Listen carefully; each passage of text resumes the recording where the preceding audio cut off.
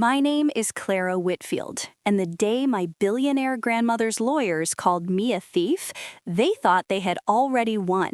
The entire courtroom believed them. My cousins were smirking. My uncle looked satisfied. Even the judge seemed ready to rule against me. But then, the lawyer pressed play on a video none of them knew existed, and in less than 60 seconds, the entire room went silent. Before I tell you what happened, take a second and comment your city below. I read every single one. And if you enjoy emotional courtroom drama stories with shocking twists, make sure you subscribe, because sometimes the truth only comes out when people are absolutely certain you've lost. My grandmother, Eleanor Whitfield, wasn't just wealthy. She was one of the most powerful women in our state. She built a logistics company from a small warehouse into a billion-dollar empire. By the time she was 75, her name appeared in business magazines every year. But to me, she wasn't a business legend. She was just Grandma Eleanor, the woman who taught me how to play chess, the woman who slipped me chocolate when my parents weren't looking, the woman who told me something I never forgot. Clara, money shows you who people really are. At the time, I didn't understand what she meant, but years later, I would.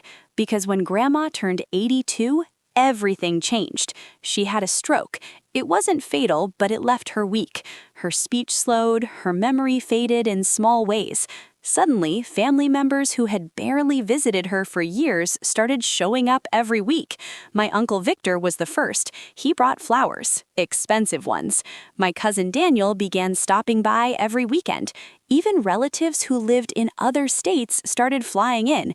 Everyone suddenly wanted to help.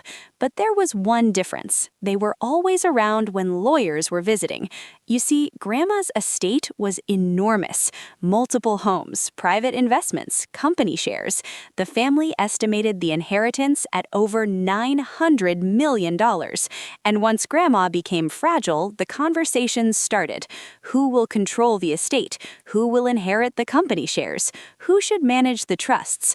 I stayed out of those discussions because I wasn't there for money. I visited her every evening after work. Sometimes we just sat together in silence. Sometimes we played chess. Even when she struggled to speak, she always smiled when I walked into the room. Then one afternoon, everything exploded. My Uncle Victor called a family meeting. We gathered in Grandma's living room. Lawyers were present. Documents were spread across the table. Victor cleared his throat dramatically. "We have a serious problem." Everyone looked at him. He slid a stack of papers forward. These transactions were made from Mother's private accounts. My heart dropped because the documents showed millions of dollars transferred, and the name attached to those transfers was mine, Clara Whitfield. My cousins gasped. Victor leaned back in his chair. "It appears Clara has been stealing from our mother." The room erupted. My cousin Daniel pointed at me. "You've been manipulating her." "That's disgusting," someone whispered. I couldn't even process what I was seeing. "I didn't do this," I said quietly. Victor smiled coldly. "The bank records disagree." The lawyers confirmed the transfers. Large sums moved over several months, all authorized under my digital credentials. I felt like the ground disappeared beneath my feet because someone had carefully built a case, a perfect one. Victor stood up. "We are filing a petition with the court to remove Clara from any control of Mother's estate." And just like that, I became the villain, the greedy granddaughter who stole from a vulnerable billionaire. News spread quickly through the family. People stopped returning my calls. Friends started asking uncomfortable questions. Within days, I was summoned to court. The hearing took place in a large, quiet courtroom downtown. Every member of my family showed up. Victor sat confidently beside his lawyers. My cousins whispered and laughed like they had already won. The judge reviewed the documents slowly. "Miss Whitfield," he said, looking at me over his glasses, "these records show multiple withdrawals." "Yes, Your Honor." "Did you authorize these transfers?" "No." Victor's lawyer stood up. "Your Honor, the evidence is clear." He held up the documents. "All transfers were approved using Miss Whitfield's digital signature." The judge looked at me carefully. "It appears very serious." And in that moment, I realized something. Victor wasn't just accusing me, he was framing me. If I was removed from the estate, he would become the primary executor, control of hundreds of millions of dollars. But there was one thing Victor didn't know. 2 months earlier, something strange had happened.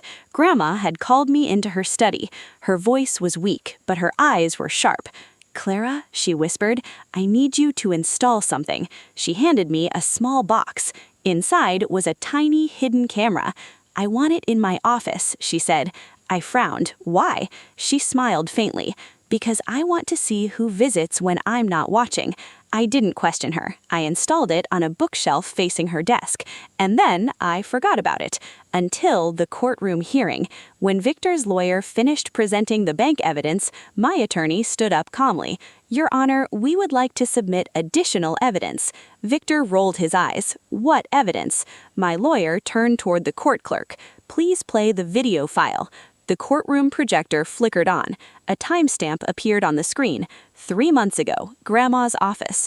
Victor walked into the room. He looked around nervously. Then he sat at her computer. The room went completely silent. Everyone watched as Victor inserted a USB device. He typed quickly. Banking windows opened, money transfers appeared, and then he selected my name. Victor's face in the courtroom turned pale.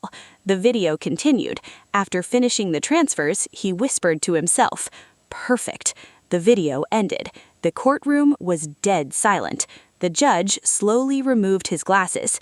"Mr. Whitfield," he said calmly, "would you like to explain what we just saw?" Victor didn't speak. He couldn't. Within minutes, the hearing changed completely. The judge ordered an investigation. Victor's lawyers suddenly looked terrified because what began as an accusation against me had just turned into evidence of fraud. Later that afternoon, Victor was escorted out of the courthouse by investigators. My cousins avoided eye contact. For the first time in weeks, I could breathe again. When I visited Grandma that evening, she smiled when I told her what happened. "I told you," she whispered, "money shows you who people really are." Victor now faces multiple charges for fraud and financial manipulation, and the family members who once called me a thief haven't said a word since, because sometimes the loudest accusations come from the person who is hiding the most, and sometimes the truth is quietly waiting on a hidden camera. So, tell me honestly in the comments, if you were in my place, would you have trusted your family, or would you have installed the camera too? And don't forget to comment your city and subscribe for more stories like this.